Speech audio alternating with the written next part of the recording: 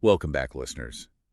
Have you ever wondered if your greatest strengths could also be like your biggest weaknesses? Mm, What if being optimistic, like really having faith in people, could actually make you miss some, I don't know, some red flags? yeah, interesting. That's kind of what we're looking at today Okay, with Congressman Jamie Raskin's book, right. Unthinkable, uh, Trauma, Truth, and the Trials of American Democracy. Yeah, a mouthful, but a great book. Yeah, it's a long one. Uh-huh. But it's not just a typical, political memoir. Right. This is a really personal story Absolutely. about a guy who went through truly unimaginable tragedy, Yeah, both the loss of his son Tommy of course. and then, living through the January 6th insurrection. It's amazing how he kind of brings those two things together. Right. Yeah. And it's really all about how his optimism, the thing that kind of makes him who he is, Uh-huh. might have actually kept him from seeing what was really going on. Well, and that's what's so fascinating about the book, right? Yeah. He's so open about exploring how that optimism, which, obviously served him well in his career, Yeah. really propelled him in politics. Think about his early campaigns in Maryland or his Democracy Summer program, getting young people involved. Right. But it also, potentially obscured some pretty serious things. Right. So it was like, it's the good and the bad. Exactly. A double-edged sword. So let's start with the good stuff. Okay. His strengths. Sure. The book really shows how his optimistic outlook and his faith in people Mm-hmm. were so important to his success in politics from the very beginning.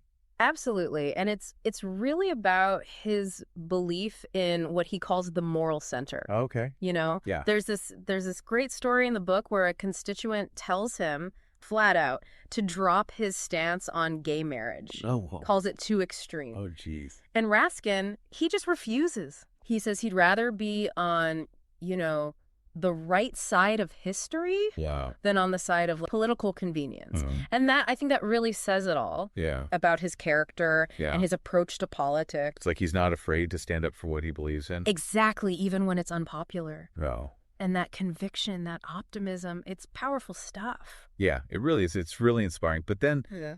the book kind of takes a turn, into a darker place. Yeah. As he starts talking about his son, Tommy's struggles with depression Yeah. and OCD. It's heartbreaking. And it's like, it's here that his optimism almost becomes a blind spot. Yeah, and he's just so honest about it, about Tommy's struggles. Yeah.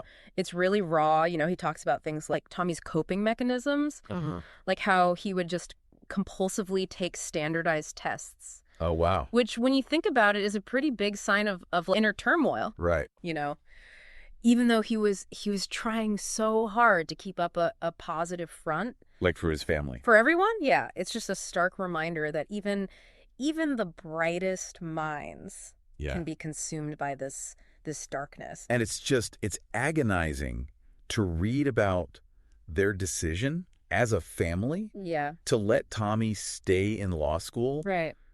Despite all of this. They clearly wanted to respect his autonomy, Yeah. but you can just feel the concern, just pouring off the page. Yeah, it's like they're trying to balance respecting his choices as an adult, Mm-hmm. but also, wanting to protect him. And it's something so many families go through. I bet. When you're dealing with mental health challenges, there are no easy answers. Right. It's just that reality of loving someone who's struggling. And trying to figure out how to support them. Yeah. And So, of there's course. January 6th. Yeah, the insurrection. Like, it's the question that Raskin just keeps coming back to Uh-huh. is whether or not his optimism, his faith in democracy, Yeah.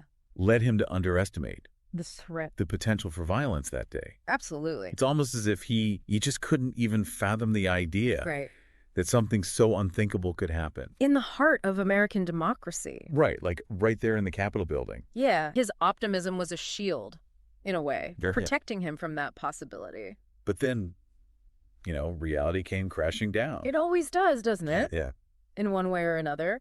He describes that moment when the mob actually breached the Capitol so vividly. Oh, yeah. All the sounds, the chaos, people scrambling for gas masks, the evacuation. It's crazy to think about. It is. And then there's this contrast with Raskin's own state of mind. Right, like almost detached. Almost numb, yeah. And he talks about how he'd already experienced, the worst loss imaginable. Right. So it's like, what could be worse than that? Exactly. And yet here he is in the middle of this other kind of chaos. Yeah. And he's worried about his daughter. Of course. Who's with him. Right there in the Capitol. And it's like part of him can't even grasp what's happening around him. He's still processing the grief. Yeah. It's like he's living through this political turmoil, but he's also like trapped in his own personal grief. Absolutely. And what's so remarkable is how willing he is to examine his own role in all of this. Like to look inward. Yeah. He doesn't shy away from self-criticism at all. Huh?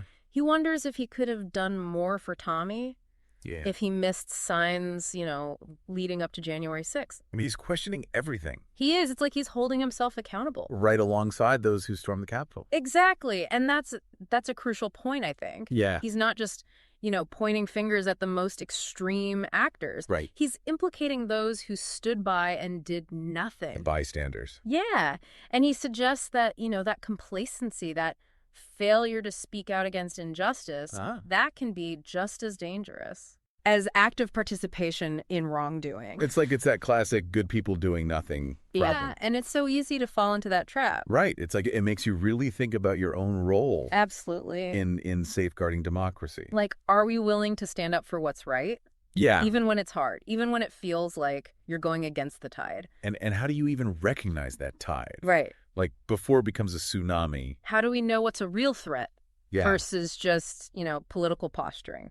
It's tough. It is. And these are the questions that Raskin's experience, I think, really forces us to confront.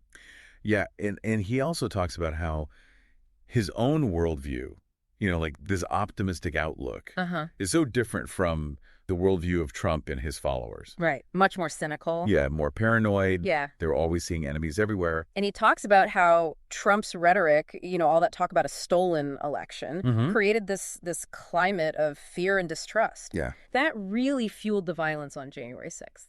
And it's interesting, he brings up this concept from a right-wing philosopher, Carl Schmitt. Oh, yeah. Sovereign is he who decides on the exception. Yeah, it's a mouthful. It is, but it's a powerful idea. And Raskin uses it to explain how Trump and his allies believed they could basically create their own reality. Right, bend or break the rules to stay in power. And he even quotes Schmitt directly. Oh, wow. He says, "The exception is more interesting than the rule. The rule proves nothing. The exception proves everything." Wow, that's chilling. It is. It's like a glimpse into their mindset. Yeah, the mindset of those who really wanted to